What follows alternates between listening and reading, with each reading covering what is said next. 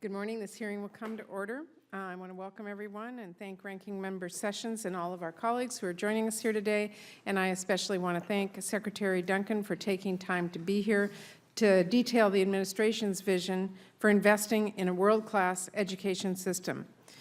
A quality education opens up opportunities and can give people a shot at living out the American dream, and a strong education lays the groundwork for economic growth and prosperity for our future.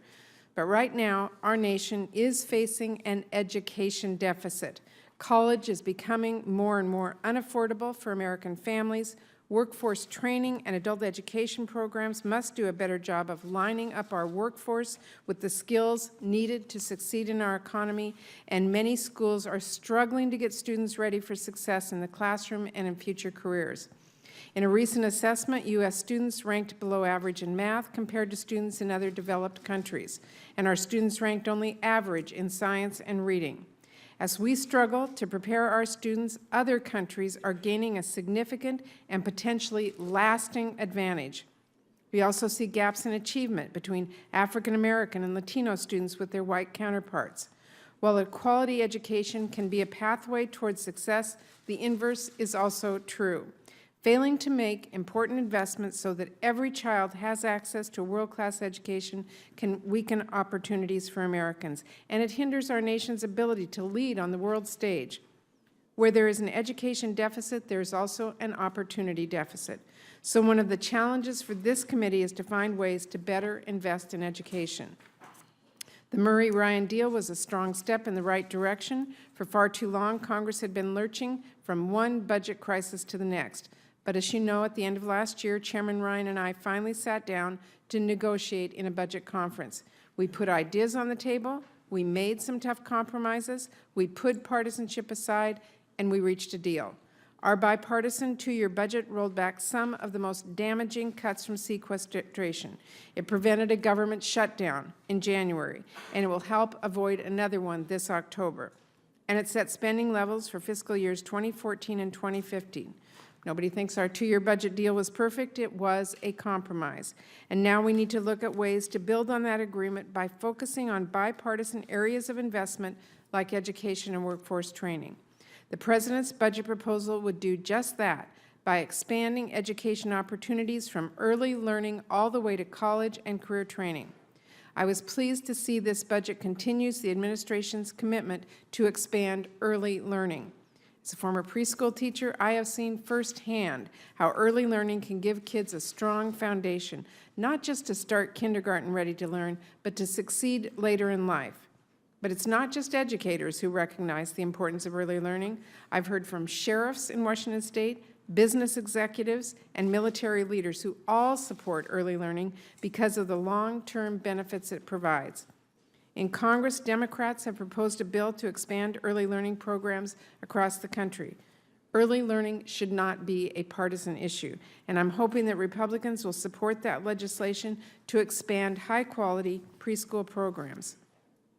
We also need strong K-12 schools to make sure our kids can compete in a global economy. That starts with basic skills like reading and writing. Several years ago, Senator Sessions and I worked on that national priority, and together we introduced a bill to boost literacy programs in schools around the country. In the President's budget proposal, I was glad to see it includes a strong support for a program I've championed called the Striving Readers Comprehensive Literacy Program. Boosting literacy will help students get the skills they need to succeed in a 21st century economy. Right now, K-12 schools are facing a very difficult situation in my home state of Washington. Secretary Duncan, as you well know, it's the first state to lose its waiver from some requirements mandated by the No Child Left Behind.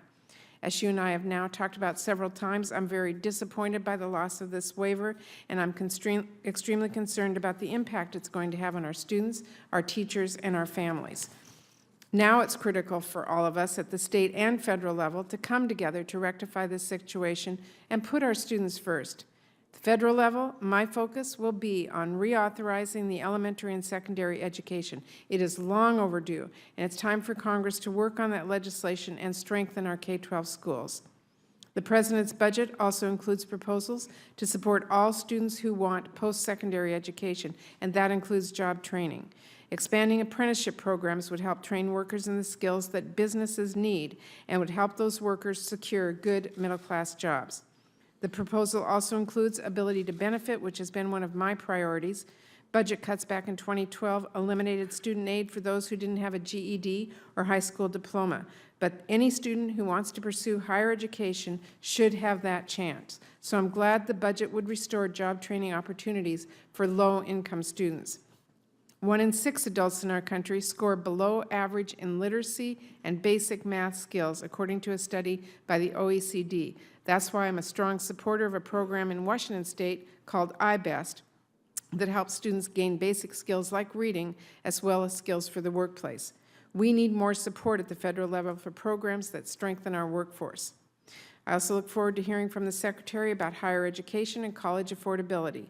Specifically, I have very serious concerns about recent allegations that student loan servicers have been violating the law when it comes to how they are treating our men and women in uniform who are deployed abroad. I hope to hear today, Secretary Duncan, how you're handling this situation, ensuring that we keep our promises to our service members. More broadly, I believe getting a college degree shouldn't be as cost prohibitive to so many families as it is today. The average student today graduates from college with more than $29,000 in debt. So I hope to hear from the Secretary today about the ongoing discussion in Congress to give students the option to refinance their school loans, as well as how we're going to maintain Pell Grants that help low and middle income students get the chance to go to college. But student debt and grants aren't the only factors we need to talk about. The cost of college is too high, and it's only getting more expensive. That's prompting students to take out hefty loans that have serious impacts on their financial security after they graduate. I look forward to hearing today about how we're going to tackle both sides of the equation here, the rising cost of college in the first place, and what that means for families and students who are being forced to take out more and more debt. Because unfortunately, in recent years, states have reduced their investments in higher education. 48 states now are spending less on higher education than they did before the recession hit in 2007. That's according to the Center on Budget and Policy Priorities. We know that education is fundamental to expand opportunities to more Americans. That's why students at every stage of their learning, from preschool to college and career training, deserve a quality education. The President's education proposal is a strong plan to build on our 2-year budget deal. Now it's time for Congress to work together to make investments in a world-class education system. If we do that, we will lay the groundwork for economic prosperity. We will help students get the skills they need to lead in the 21st century, and we will give our kids a better shot at living out the American dream. So, Secretary Duncan, thank you again for being here. I look forward to your testimony, and before I turn to you, I will turn to my counterpart, Senator Sessions, for his opening remarks. Thank you very much, Mr. Secretary. Let me talk, first of all, about one of my top priorities, which is protecting service members and veterans. And I was really troubled by some recent allegations that Sallie Mae violated the Service Members Civil Relief Act with regard to student loans of military members, forcing service members who are being deployed to pay higher interest rates on their loans and really ignoring the law altogether. And I understand now that several federal agencies are investigating these accusations. The Department of Education spends millions to contract with Sallie Mae. The department has not yet levied any fines against the company, and last fall indicated that it will renew Sallie Mae's contract despite these allegations. Is that still the plan? Well, obviously, all of us, I think, have not just an educational but a moral responsibility to provide our veterans with the best education possible. They have given up so much. They have sacrificed so much. The least we can do is to give them a chance to transition back to civilian life, get the education they need, and move on to the workforce. So there is an active investigation underway. I'm not at liberty to comment on that at this point.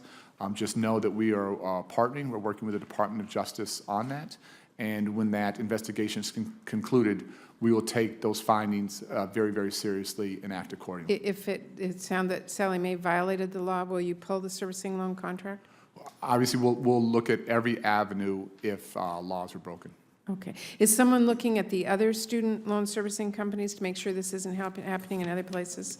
We absolutely have to do that, and our federal student aid office is doing that. Yeah. Okay, I will continue to watch that very closely. It's a really important issue, and I appreciate your attention to it. Okay. Mr. Secretary, after reviewing the administration's entire fiscal year 2015 budget request, and it's pretty clear that education is one of the President's top priorities. In fact, your budget requests an increase of $1.3 billion, as you mentioned. I really applaud that focus. However, you and I both know that investments in education are trending downwards at the federal, at the state, and at the local levels. So can you just talk to us a little bit about the long-term economic impact that could occur if our country continues to disinvest in our students? I just think, again, Senator Murray, and everyone here knows this, Chairman Murray, that we live in a globally competitive economy. We live in a flat world, and high-paying, middle-class, high-wage, high-skilled jobs are going to go to where the most educated workforce is. And I think everyone here desperately wants that to be in our communities, in our states, and in our country, and not in other countries. But businesses can move where those knowledge workers are.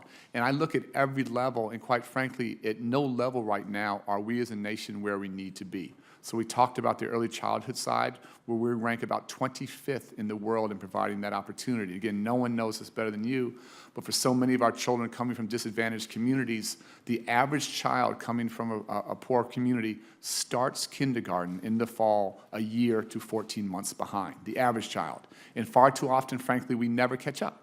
So we have to get out of the catch-up business. We have to level the playing field. The fact that we are 25th in the world, that's no badge of honor. That's early childhood. On the K-12 side, on the math and science rankings, we're somewhere usually between 15th and 30th. We're nowhere near where we need to be, again, if our goal is to be number one.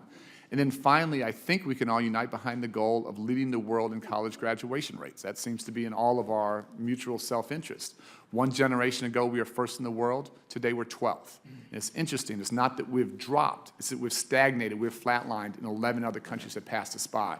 So you look at early childhood, you look at K-12, you look at higher ed, none of these are where we need to be. Now, we're making some progress. I talked about high school graduation rates are up, college enrollment is up. Those are positive trends, but we are so far from where we need to be.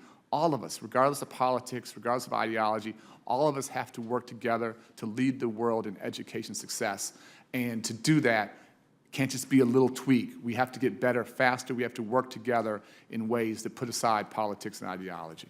Thank you. I really appreciate that response, and you're continuing to give that message everywhere. I think that by ignoring what's happening globally, we are going to lose out dramatically in the future, so I appreciate that.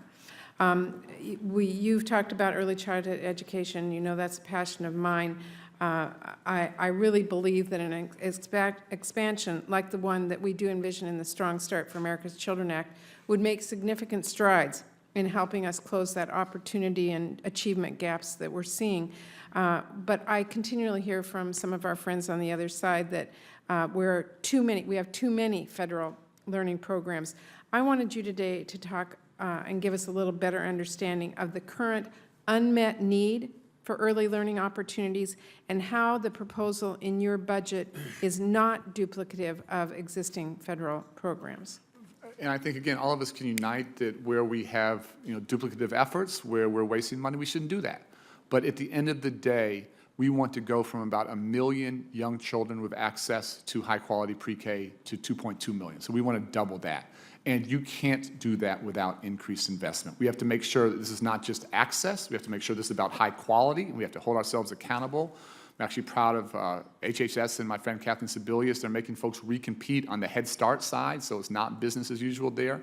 But there is tremendous unmet need. This would not be any kind of federal mandate or top-down thing. We simply want to partner with those governors, again, more Republican governors than Democratic today. We think that's fantastic, who are investing. And what breaks my heart, Chairman Murray, is I travel the country and we do these very unusual meetings, public meetings with CEOs and military leaders and heads of the chambers of commerce, faith-based community.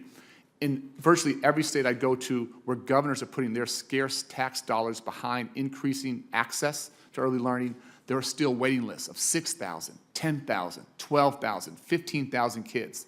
So these are families who want to do the right thing, who are looking to have their children be prepared to enter kindergarten, and we collectively as a nation simply aren't providing those opportunities. It's just not good enough. So expanding the federal program will help support those governors who are providing it to make sure that more kids It'd just be a partnership. States could, would, if they want to extend their reach, leverage our resources with their resources, that have that opportunity. If they don't want to do that, they'd have the right not to do that.